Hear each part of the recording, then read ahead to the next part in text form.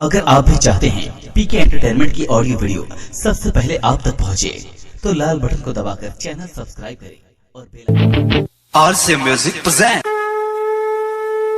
प्रेम से बोलो दुर्गा भवानी की।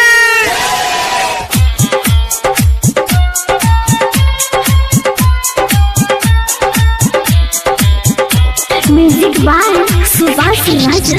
ये तने को हर बात मैया हो, कब आइबे बोली हमरा गौआ हो। बोला बोला खावे वाली मैया की। ये तने को हर बात मैया हो, कब आइबे बोली हमरा गौआ हो। खुशी में बाटे बनी मैया हो, कब आइबे बोली हमरा गौआ हो। ये तने को हर बात मैया हो, कब आइबे बोली हमरा गौआ हो। डीजे मिठू बोला बोला दुर्गा मैया की। Music by Subhash Raja. Recording by RC music Chakiya. चुनरी चढ़ावे ओइनी रउए दुआरी, झलदी से गेट खोली सुनी महातारी। चुनरी चढ़ावे ओइनी रउए दुआरी, झलदी से गेट खोली सुनी महातारी। सब लोग पूजी रउर पौआ हो, सब लोग पूजी रउर पौआ हो।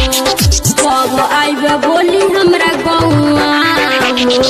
ये तने गोहार बाटे मैया हो, कब आइबे बोली हमरा गौआ हो। डीजे मिठू बोली बोली मैहर वाली की। Music by Subhash Raja. Recording by RC music Chakiya. Hero Sachin मई कबो ना भुलाई, पवन पुजारी से पचरा गवाई।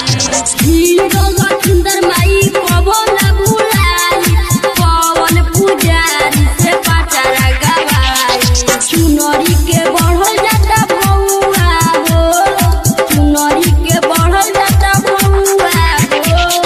कब आइबे बोली हमरा गौआ हो। ये तने गोहार बाटे मैया हो, कब आइबे बोली हमरा गौआ हो। RC recording